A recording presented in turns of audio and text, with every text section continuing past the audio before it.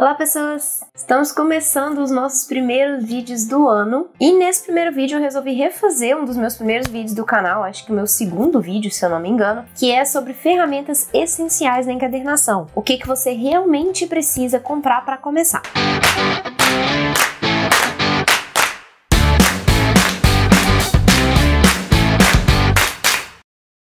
Eu não sei porque eu não fiz esse vídeo ainda, não refiz, aliás, esse vídeo ainda. Eu tinha a impressão de que eu já tinha refeito, mas aparentemente não. Eu fui procurar esses dias e não achei uma segunda versão desse vídeo original, então resolvi já começar o ano com uma nova versão desse vídeo. Eu acho que eu só tinha postado alguns vídeos isolados de ferramentas, mas não um vídeo mais completinho falando dessas ferramentas que você precisa começar realmente comprando para conseguir encadernar. Então hoje eu vou falar puramente das ferramentas essenciais. No finalzinho eu vou falar um pouco de algumas ferramentas que não são essenciais, que ajudam no trabalho, mas que você não precisa. E vou deixar aqui embaixo também links de vídeos complementando esse vídeo aqui que eu tô fazendo. Antes da gente começar, os mesmos recadinhos de sempre, não se esqueçam de deixar o like aqui embaixo, se inscrever no canal e clicar no sininho. E também me sigam nas redes sociais, no Instagram, no Facebook e entrem no canal do Telegram.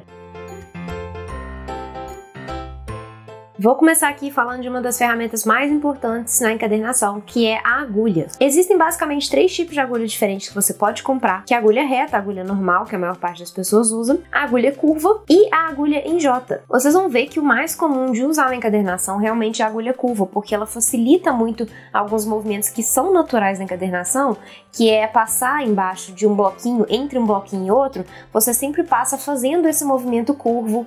Então ela facilita muito, não só nisso, mas também na pegada. Por ela ser curva, você consegue fazer uma espécie de um gancho e puxar a agulha na hora de fazer a costura. E aí fica muito mais fácil então de você trabalhar, porque na agulha reta você escorrega muito, né? Não tem essa pegada, então acaba que dificulta muito mais. Mas se você não tiver uma agulha curva, você não tiver como comprar, e você já quiser começar, você tiver uma reta aí, faz com a reta mesmo, depois assim que possível, compra uma curva, porque vai fazer diferença. E a agulha curva também tem a vantagem de, por ter essa parte exatamente que é curva, você consegue passar entre os bloquinhos com essa parte sem passar para a ponta, porque a ponta aumenta muito o risco de você furar as suas folhas, né, os seus bloquinhos na hora que você estiver passando entre um bloquinho e outro. Então a agulha curva tem essa facilidade aí também de você ter essa parte não pontuda para você conseguir entrar sem danificar os seus bloquinhos. E a gente tem a agulha em J, que eu nunca usei, eu vou deixar uma foto aqui do lado, mas que teve um seguidor, mais de um seguidor na verdade, que me falou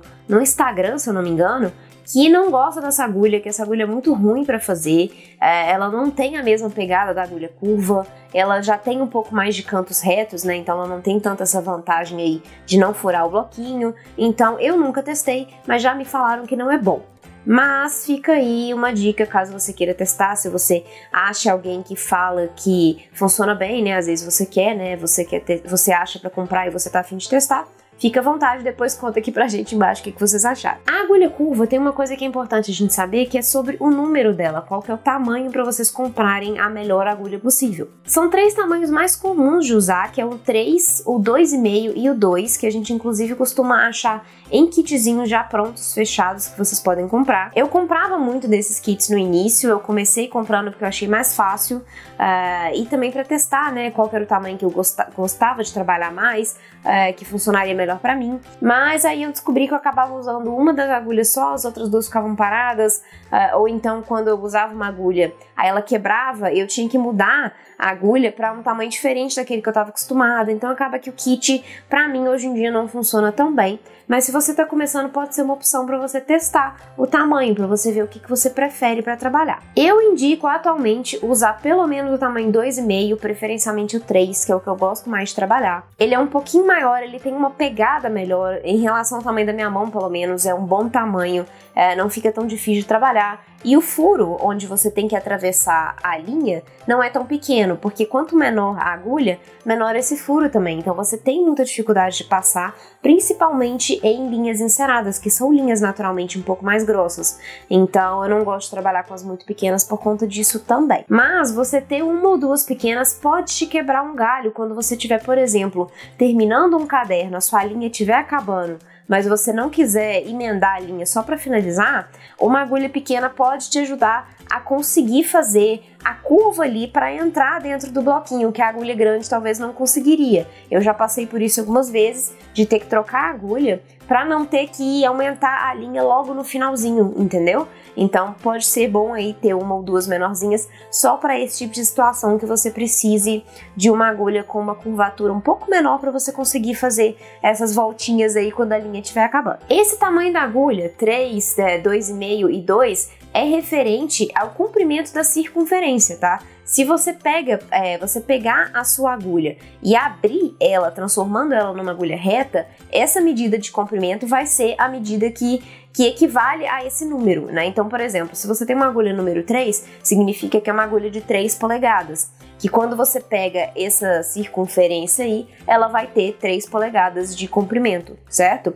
Não é a distância entre uma ponta e outra. Você consegue achar para comprar pela essa distância também, mas você tem que tomar cuidado, porque uma agulha número 3 não tem essa distância entre uma ponta e outra de 3 centímetros. Na verdade, a distância é de 5,1, mais ou menos, 0,2. Então tomem cuidado com isso também, que muitos anúncios, muitas lojas, quando você vai vir para comprar, eles colocam essa distância entre uma ponta e outra, mas não te falam qual que é o tamanho da circunferência. Então, assim, pode ser que fique um pouco confuso, você acaba comprando a agulha errada. Então, essa aí que eu recomendo, número 3, é a de 3 polegadas de circunferência e a distância de um ponto ao outro é de 5,1, 5,2 por aí, tá? E eu recomendo que você já compre mais de uma agulha de uma vez, não compre uma só, porque você com certeza em algum momento vai quebrar a agulha e aí você vai ficar sem. Se você tiver só uma, você não vai ter como costurar mais, porque você vai ter quebrado a sua agulha, né? Então eu recomendo aí que vocês comprem pelo menos 3 agulhas para começar. Outra ferramenta extremamente importante é a dobradeira. Você vai achar em grande maioria na internet a dobradeira de plástico para comprar, que é mais barata. Eu não sei quanto que ela tá custando hoje em dia, não sei se é em torno de 15 ou 20 reais, deve ser por aí. E ela é uma dobradeira boa para começar se você não tiver dinheiro para comprar uma melhor, tá? Se você tiver um pouquinho mais de dinheiro, eu já recomendo que você compre uma melhor de uma vez para você não passar raiva com a dobradeira de plástico. Eu tenho duas dobradeiras aqui, a de plástico e a de teflon. Vocês conseguem já perceber um pouquinho da diferença na tonalidade de cor. A da esquerda é a de plástico, a direita de teflon. A de teflon é muito melhor do que a dobradeira de plástico, ela é um pouco mais cara, mas vale a pena pagar mais caro por ela, tá? Você vai ter, eventualmente, ao longo da sua vida de encadernadora aí, que investir numa de teflon, porque a de plástico vai te dar alguns probleminhas, então assim, se você só compre a de plástico realmente se você não conseguir achar a de teflon, ou se você tiver com dinheiro muito apertado, porque você vai ter que trocar no futuro, sabe? Então é melhor já comprar a de teflon de uma vez. Eu acho que atualmente ela deve estar em torno de uns 50, 60 reais. A principal diferença dessas duas dobradeiras é na questão do coeficiente de atrito. O plástico tem um coeficiente de atrito mais alto, então ele marca um pouco mais as folhas, a capa. Em capas laminadas, capas de papel, ele tende a deixar um rastro brilhante ali na capa, ele arranha um pouco o acabamento ali e fica um rastro brilhante que não fica legal. Então não é bom para trabalhar por conta disso. E no miolo também, quando você vai dobrar as folhas, ela costuma dar uma amassadinha na beiradinha das folhas. Eu fiz uma simulação aqui um pouco mais brusca, só para vocês conseguirem visualizar melhor. Mas é isso aí que normalmente acontece, ele dá esses amassadinhos. Fica um pouco mais discreto, normalmente, eu realmente forcei um pouquinho aí para dar para enxergar.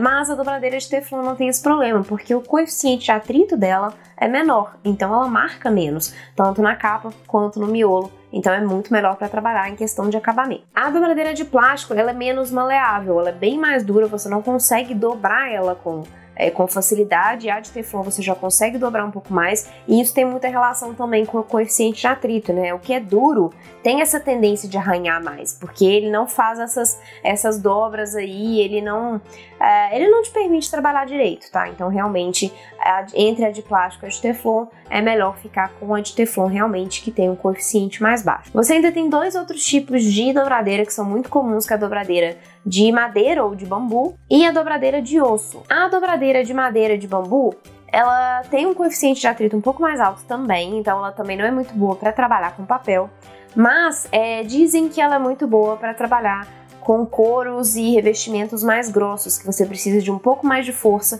para conseguir fazer cantinhos e dobras e tudo mais. Eu não costumo trabalhar com esse tipo de acabamento, pelo menos para revestir, né, eu faço com capas flexíveis e tudo mais, mas isso é o que já me falaram, que funciona um pouco melhor para esse tipo de revestimento. Mas para trabalhar com papel não é tão legal, tá? Exatamente porque ela tem um coeficiente um pouco mais alto, ela também vai dar uma marcadinha aí nos seus papéis. A dobradeira de osso, ela tem exatamente a mesma questão, ela também tem um coeficiente um pouco mais alto, ela marca um pouco mais o papel e ela também tem um pouco mais de força aí para trabalhar com revestimentos mais duros de couro e etc. Mas dessas dobradeiras, ela é a mais cara de todas. A dobradeira de osso pode chegar a mais de R$100. Então, assim, não acho que vale a pena, sabe? É melhor você comprar de madeira de uma vez que é muito mais barata. Eu acho que ela é mais ou menos do mesmo valor da de Teflon. Então, não justifica comprar de osso, é a única realmente que eu acho que não faz sentido em nenhuma situação. Mas eu nunca usei, então eu só tô falando de pesquisas que eu fiz, de coisas que me falaram, né? Eu não consigo falar com propriedade de uso. Se por um acaso você tem uma dobradeira de osso, você usa com frequência, deixa sua opinião aí embaixo pra gente, porque é legal saber de alguém que efetivamente já usou, para poder falar com um pouco mais de propriedade. Mas o resumo aí da história, então, é que eu prefiro a dobradeira de Teflon. Ela é um pouco mais cara, ela tem um preço aí médio, né, entre a de osso e a de plástico, mas ela vai te dar um acabamento muito melhor em 80% dos seus cadernos.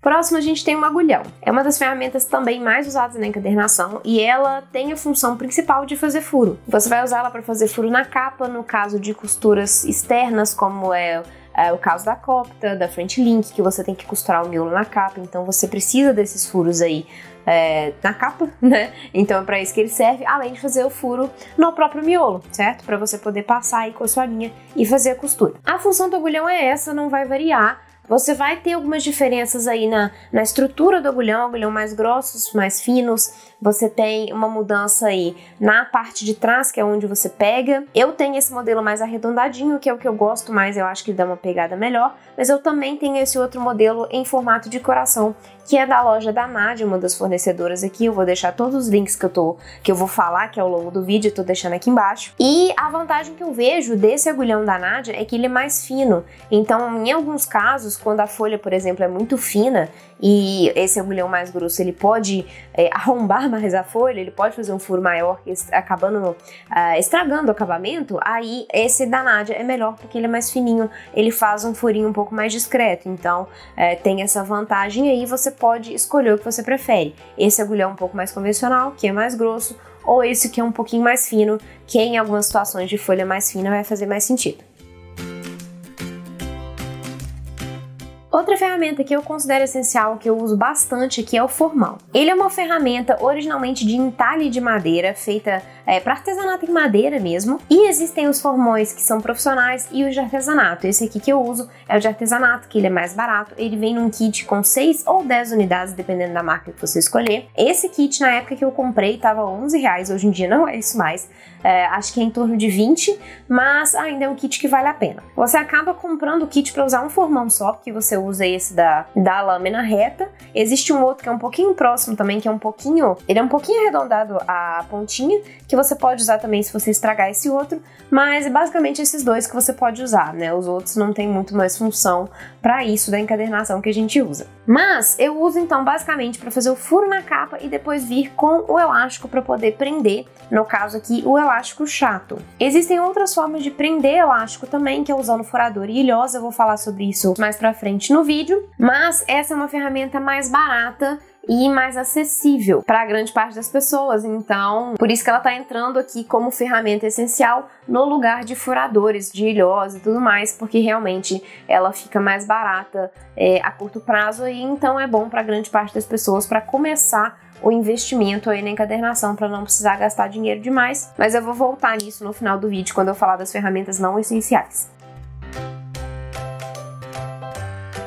A régua pode parecer uma ferramenta meio idiota de eu falar aqui, porque parece simples, mas não é tão simples assim, porque ela tem algumas informações importantes para você escolher a régua certa, já que a gente trabalha o tempo inteiro com estilete, então é importante aí algumas observações. As duas réguas que eu recomendo de vocês usarem é a de aço ou a de acrílico. Não usem régua de plástico, porque a régua de plástico é muito ruim para trabalhar com estilete, ela é muito mais frágil, então ela tende a ir quebrando a pontinha, né, a parte da régua em si, ela vai quebrando e formando dentes, e aí você acaba danificando as suas marcações, né? A sua régua deixa de ser reta, então não fica legal para trabalhar, ela é muito mais frágil realmente, então não é o ideal. A régua de plástico são as réguas mais baratas, né, que você acha realmente, sei lá, R$3, R$5 nas papelarias, então não comprem essas que elas não são boas. E aí então, as réguas ideais é a de acrílico ou a de metal, e muito cuidado para não confundir a de acrílico com a de plástico, porque elas são parecidas, né? O acrílico é um tipo de plástico, mas esse plástico que eu tô falando é polipropileno, se eu não me engano, e você consegue ver nas etiquetas das réguas. A régua que for de acrílico vai te falar que é de acrílico, e ela é mais cara, ela é do mesmo valor da régua de metal, então você consegue também perceber por isso aí, pelo valor que você está pagando. A régua de acrílico, ela é tão resistente quanto a de metal, então ela é bem melhor para trabalhar. Você não vai ter esse problema de ficar formando dentes, né, com estilete, pelo menos eu acho que não. Eu não tenho uma régua de acrílico para falar, mas pelo que me falaram, ela também não dá esses dentes igual a régua de metal, ela é bem mais resistente. A vantagem da de acrílico em relação à de metal é realmente o material. Uma coisa que a gente tem, que acontece muito quando a gente vai fazer refile de bloquinho, é quando você tem um encontro do estilete com a régua de metal, pode acontecer a liberação ali de pó de metal, né?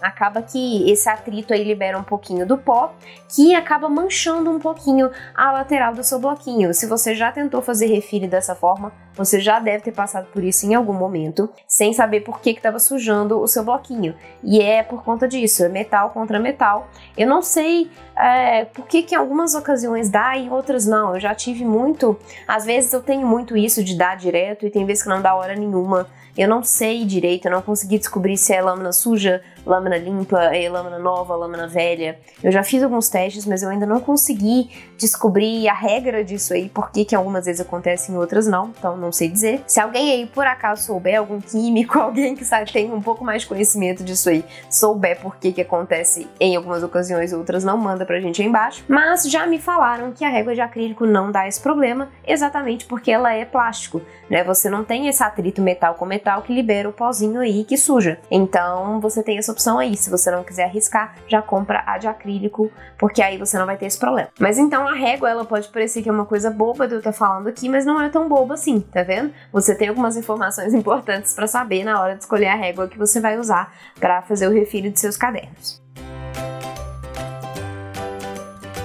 Outras ferramentas essenciais aqui, mas que já são realmente mais básicas, que é pincel ou rolo para você usar para passar cola nos seus cadernos. Tem gente que prefere o rolo, porque ele fica uma camada mais uniforme, né? Ele espalha mais. Eu não gosto porque eu acho que o rolo absorve muita cola e você acaba perdendo um pouco disso aí. Então, na minha opinião, não é tão legal. Eu prefiro realmente o pincel. E aí, com experiência, você vai aprendendo aí a passar melhor, né? De forma que fique mais uniforme, não fique tão marcadinho.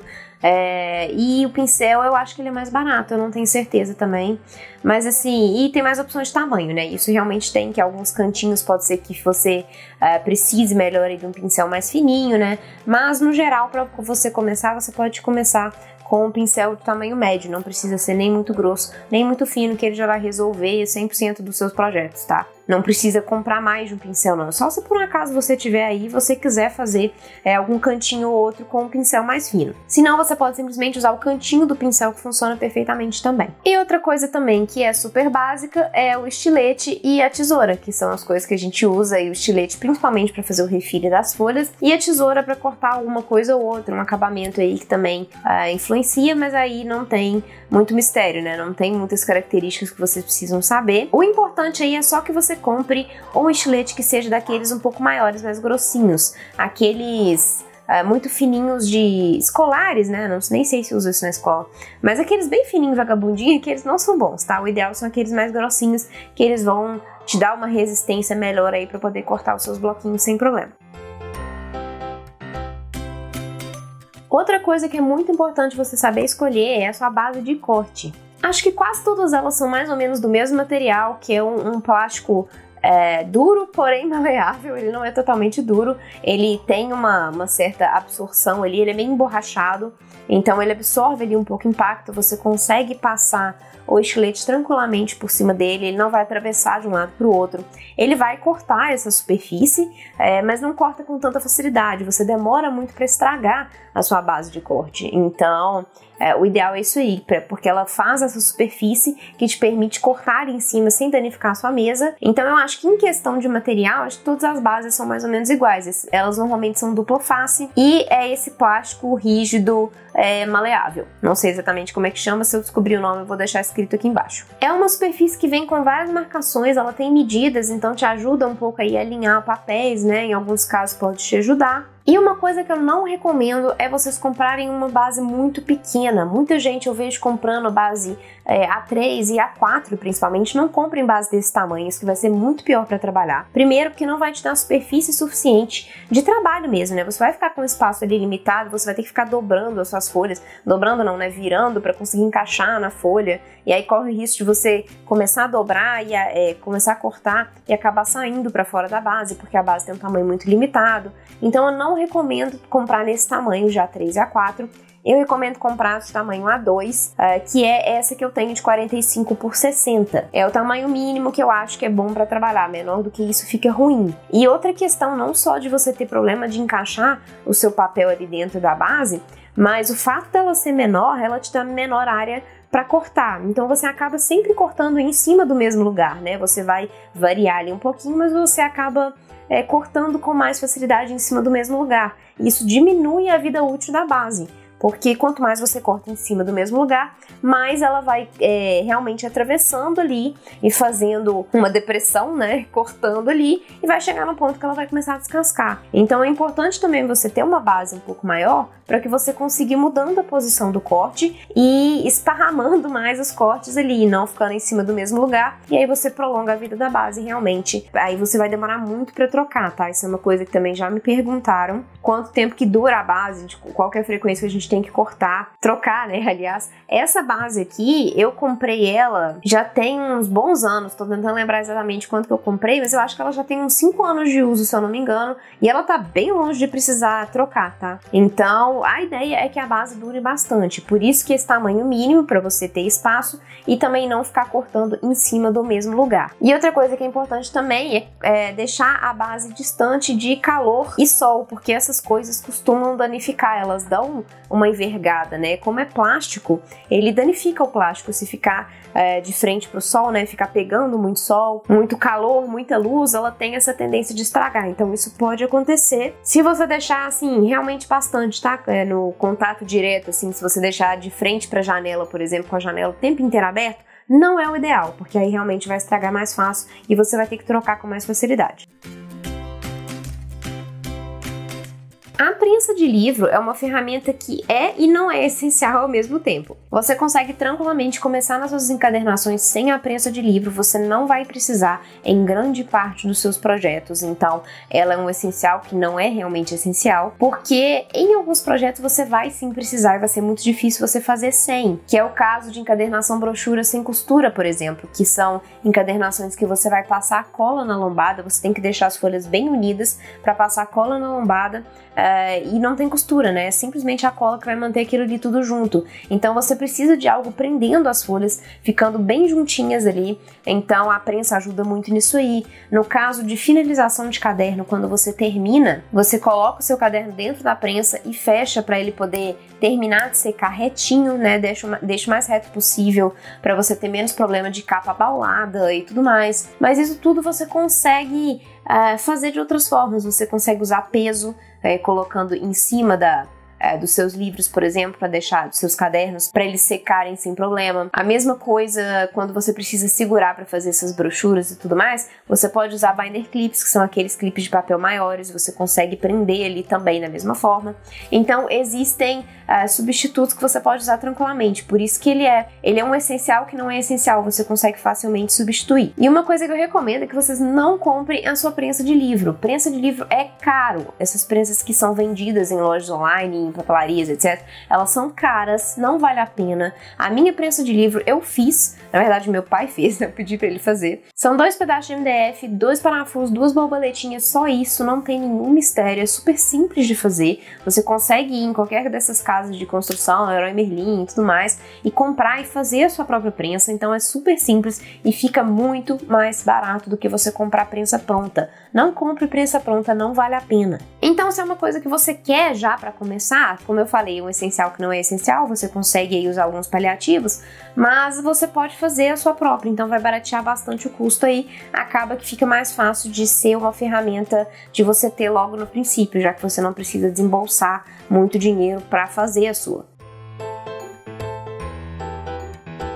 Agora eu vou realmente entrar nas ferramentas que não são essenciais, eu vou falar um pouco mais por alto, porque eu já tenho alguns vídeos falando sobre isso em detalhes que eu vou deixar aqui embaixo. Por que eu não recomendo comprar essas ferramentas para quem está começando? Uma das coisas mais importantes de quem está começando é fazer muito teste, é aprender, né, assim, testar coisas diferentes, ferramentas diferentes, métodos diferentes, e você já sair comprando um tanto de coisa de cara pode te fazer perder muito dinheiro. Você não sabe direito ainda quais tipos de projeto você vai fazer, que você vai querer fazer. Você pode começar fazendo de um jeito e descobrir que você prefere fazer de outro. Ou pode ser que você queira realmente mudar. Você começa fazendo cadernos personalizados, depois você quer passar para álbuns, e aí vai mudar um pouco os tipos de ferramenta, os tipos de coisa que você precisa. Então, no início, não é o ideal você sair gastando muito dinheiro com ferramenta que você realmente não precisa. Você consegue fazer com o básico. Não saia gastando dinheiro porque você acha que, se eu não tiver essas ferramentas, eu não vou progredir, eu não vou conseguir fazer direito. Não é isso, não é assim que funciona. Então, essas ferramentas extras vão ajudar, tá? Elas aceleram o processo em grande parte aí dos casos, mas elas não são essenciais, você não precisa. Se você não quiser comprar em momento nenhum, você não precisa. Se você quiser juntar um dinheiro e investir depois, tudo certo, sem problemas. Isso que eu falei até agora são as ferramentas essenciais, são as que você realmente precisa. O resto você vai investindo com o tempo, não sai investindo de cara.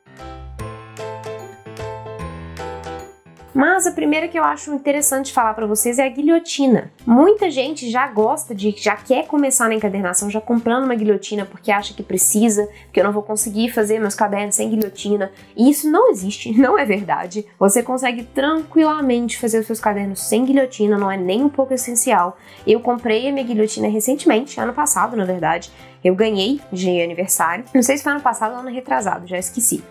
Acho que foi ano retrasado. Antes disso eu fazia tudo sem guilhotina e tem grande parte das coisas que eu ainda faço sem guilhotina. Então, com certeza, não é essencial. Ela ajuda bastante quando você vai fazer corte de papelão, principalmente, porque cortar papelão é um saco. É muito mais difícil porque é grosso e você tem que passar o estilete várias vezes, tomar muito cuidado para não cortar o dedo. Então, assim, é chato e demora. E com a guilhotina fica muito mais fácil. Porém, você consegue tranquilamente fazer sem, sabe? Você consegue cortar os seus bloquinhos sem, as suas capas sem, seus papelões, etc. Você não precisa. Ajuda quando você já tem uma certa demanda, encomendas de grande volume, que você precisa cortar muita folha, cortar muito papelão, e vai te ajudar sim bastante. Se você está começando, eu não recomendo que você compre a guilhotina, você vai estar gastando dinheiro à toa. Porque você ainda não sabe para que você vai precisar, se você vai realmente precisar, para os tipos de caderno que você vai fazer. Então pode ser que você compre e acabe deixando ela de lado, sabe? Então não é uma ferramenta que eu recomendo comprar para quem está começando. Deixa para comprar quando você já tiver um pouco de demanda que justifique esse investimento. E uma coisa que é muito importante da guilhotina é você saber escolher bem, porque existem guilhotinas que são muito simplesinhas, muito fraquinhas, que vão te deixar cortar 5 folhas ao mesmo tempo. Então, para 5 folhas ao mesmo tempo, ninguém precisa de guilhotina, você corta na mão. Então é importante você saber escolher uma boa guilhotina, né? Existem basicamente 2 tipos que vão ser os ideais aí para grande parte de pessoa, que são as guilhotinas caseiras e a semi-industrial. A semi-industrial realmente já é para uma demanda muito mais alta, que aí você consegue cortar 200, 400 folhas de uma vez, ou seja, um caderninho inteiro, mas não faz o menor sentido para quem está começando e para quem tem demanda baixa, porque é uma guilhotina de mais de R$1.000, então não justifica, não faz sentido mesmo, tá? Não gaste esse dinheiro à toa, não faça isso. Para grande parte das pessoas vai fazer sentido a guilhotina caseira, que ela é mais simples, é essa que eu tenho aqui, ela é menor do que a guilhotina semi-industrial e ela tem uma potência um pouco menor também. Essa minha aqui é uma das mais potentes dessa caseira porque ela te permite cortar até 20 folhas, ela já é bem mais do que essas mais simplesinhas de 5, e ela te permite cortar papelão de 2 milímetros. Então isso é muito importante, você escolher uma guilhotina que te permita cortar papelão. Guilhotina para cortar papel simplesmente não faz sentido. Escolha uma guilhotina que te permita cortar o papelão, que é uma das coisas que mais vai te ajudar. Eu vou deixar aqui embaixo na descrição o link para minha guilhotina para vocês poderem comprar se vocês quiserem. Essa guilhotina é da Eccentrics, pelo menos a minha, mas eu acho que existem outras marcas semelhantes. O importante é que vocês confiram se corta papelão ou não. Ela tem na altura uma régua de 30 centímetros e na largura de 33, então você consegue cortar esses papéis mais ou menos desse tamanho aí. E para cortar você simplesmente alinha o seu papel na parte de cima, né, para ele ficar retinho, e alinha com a medida que você quer. No meu caso aqui, só para mostrar para vocês, eu alinhei no tamanho A5, né, supondo que eu queira cortar em A5, e aí eu venho, pressiono esse metal protetor, que vai me ajudar a segurar também a folha, e desço com a guilhotina em si, com o facão para poder cortar. Então é bem simples de usar e ela corta tranquilo 20 folhas de 75 gramas, sem mascar e sem ter muito problema. E ela também corta o papelão, igual eu falei, de 2 milímetros, também sem o menor problema, então ajuda demais, assim, em grande parte dos meus projetos para não ter que ficar cortando na mão. Então essa aí é uma boa guilhotina, é uma que eu uso, que eu recomendo, que eu acho que para quem tá começando é interessante, mas não para quem tá realmente começando, né, para quem já está vendendo e já tem uma certa demanda que justifique. Como eu falei, não é uma ferramenta essencial. Impressora e laminadora é uma coisa muito importante que eu vejo muita gente já querendo comprar de cara, gente me mandando mensagem: qual impressora você usa, qual laminadora você usa, eu tô começando agora, eu não sei o que eu vou comprar. Se você tá começando agora, você não vai comprar, vamos começar por aí. Não comece investindo nisso, não vale a pena, entendeu? Numa impressora e numa laminadora, exatamente por isso que eu já falei. Você não sabe o tipo de trabalho que você vai fazer, você não sabe o que é melhor para sua demanda, para os seus clientes, você tem que testar, você tem que começar aprendendo primeiro o negócio antes de começar a investir rios de dinheiro. E impressora e laminadora é bem isso, você consegue tranquilamente começar mandando fazer em outros lugares, mandando fazer em gráfica. Vai ficar mais caro? Vai ficar mais caro, claro. Mas é um caro que você consegue embutir tranquilamente no preço do produto. Não é uma coisa que vai encarecer demais, sabe? Não é assim. Você tem que, obviamente, procurar gráficas de qualidade e que não sejam muito absurdas de caro e conseguir pensar aí, quando eu vou mandar imprimir, eu tenho que mandar pelo menos 2 capas ao mesmo tempo para valer a pena.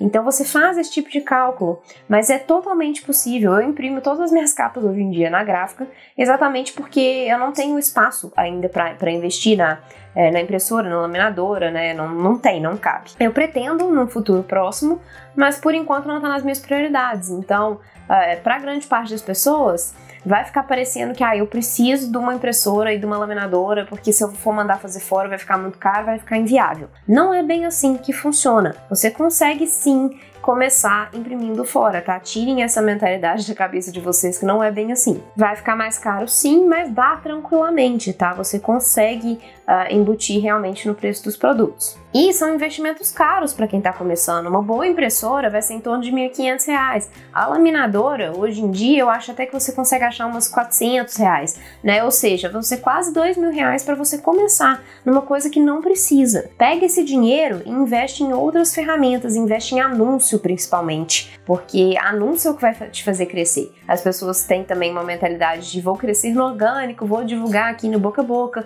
Hoje em dia é muito difícil crescer simplesmente no orgânico, sem pagar anúncio, porque os algoritmos não estão facilitando, né? Então você tem que ter um certo dinheiro e já pensando nesse investimento em anúncio.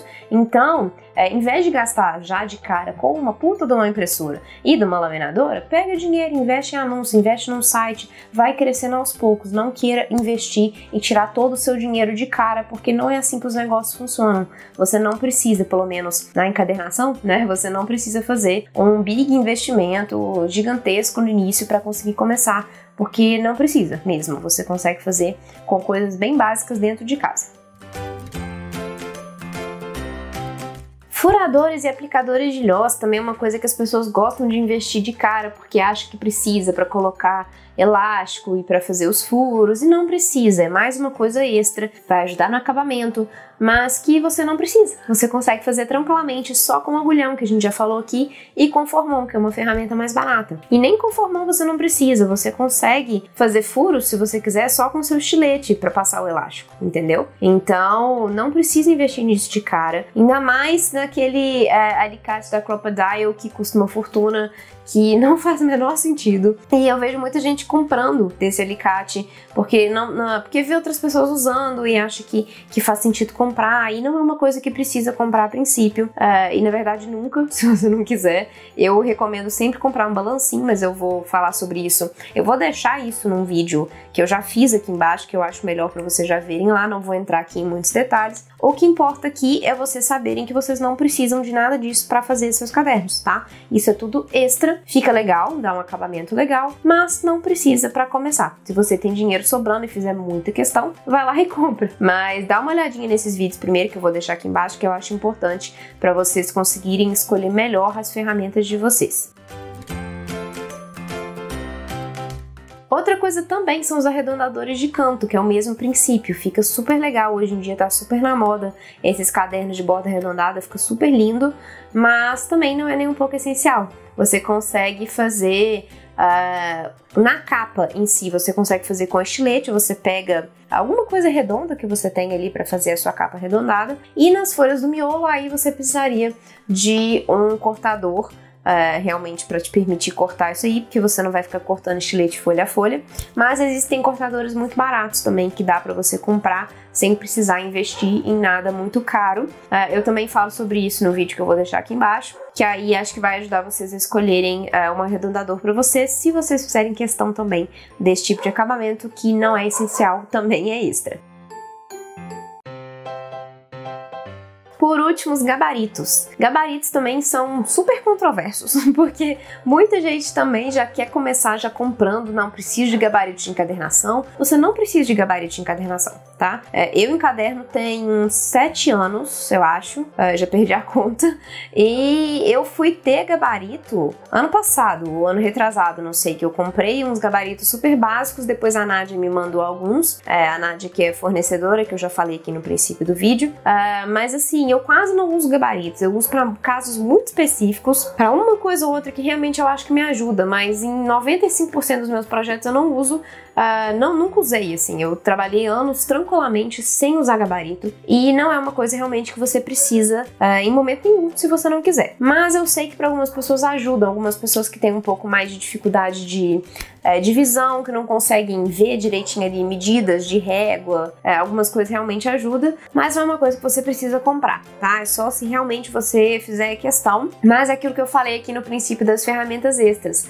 Eu recomendo que vocês comecem a encadernar, façam testes, vejam o que vocês sentem necessidade antes de sair comprando um tanto de coisa, porque assim vocês conseguem poupar dinheiro e usar esse dinheiro para investir em outras coisas que fazem mais sentido para vocês. Os gabaritos eu também vou deixar vídeos aqui embaixo, tem os gabaritos da loja da Nádia, igual eu falei, que é fornecedora parceira, então tem cupom de desconto aqui embaixo. Nesses 2 vídeos que eu vou deixar aqui, eu mostro em detalhes algumas ferramentas dela que eu acho legal.